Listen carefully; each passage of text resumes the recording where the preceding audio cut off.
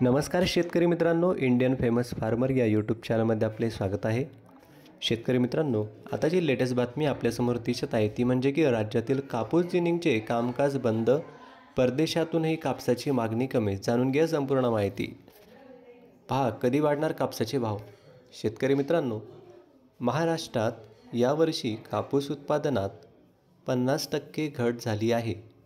पावसाचा अभाव, गुलाबी बोंडअळीचे आक्रमण आणि खराब हवामान यासह अनेक घटक कारणीभूत आहेत। जागतिक स्तरावरही कापसाची मागणी घटली आहे, त्यामुळे राज्यातील निम्म्या जिनिंग मिल बंद पडल्या आहेत। कापसाचे भाव जे रुपये गेल्या हंगामात 10,000 ते 12,000 प्रति क्विंटल, आता जवळपास 6,500 भाव पुन्हा वाढतील या आशेवर शेतकरी आपले कापूस पिकावर तग धरून आहेत। मात्र तसे होण्याची शक्यता दिसत नाही। जळगाव जिल्ह्यात 5 लाख हेक्टरवर कापसाची लागवड झाली, परंतु ऑगस्ट ते सप्टेंबर या कालावधीत 40 ते 45 दिवस पिकांना योग्य पाऊस पडला नाही। गुलाबी बोंडअळी आणि इतर कीटकांनीही हल्ला केला, सोबतच अवकाळी पाऊस आणि खराब हवामान।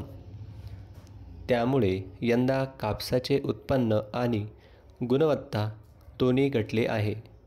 केंद्र सरकारने किमान आधारभूत किंमत रुपये कापसासाठी 7,020 प्रति क्विंटल, पण बाजारभाव फक्त आसपास आहेत, रुपयाच्या आसपास आहेत। सध्या 6,000 ते 6,500 प्रति क्विंटल आहे। जास्त ओलावा आणि कचरा असलेला कापूस कमी दराने विकला जात आहे।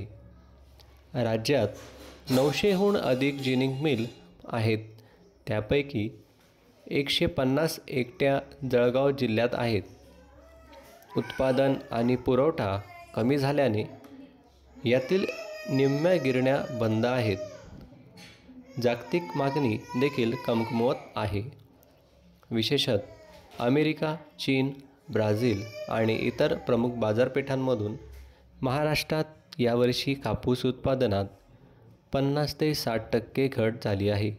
राज्याच्या कापूस आणि वस्त्रोद्योगासाठी ही अत्यंत कठीण परिस्थिती आहे। शेतकरी मित्रांनो, ही होती आजची लेटेस्ट बातमी।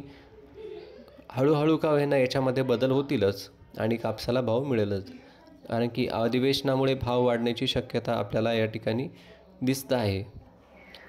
शेतकरी मित्रांनो, आपल्या चालू व्हिडिओच्या खाली एक लाल कलरचे सबस्क्राईब बटन दिसत असेल ते दाबून बाजूला असलेली नोटिफिकेशनची घंटी दाबा, जेणेकरून नवीन व्हिडिओ तुमच्या मोबाईलमध्ये पोचत राहतील।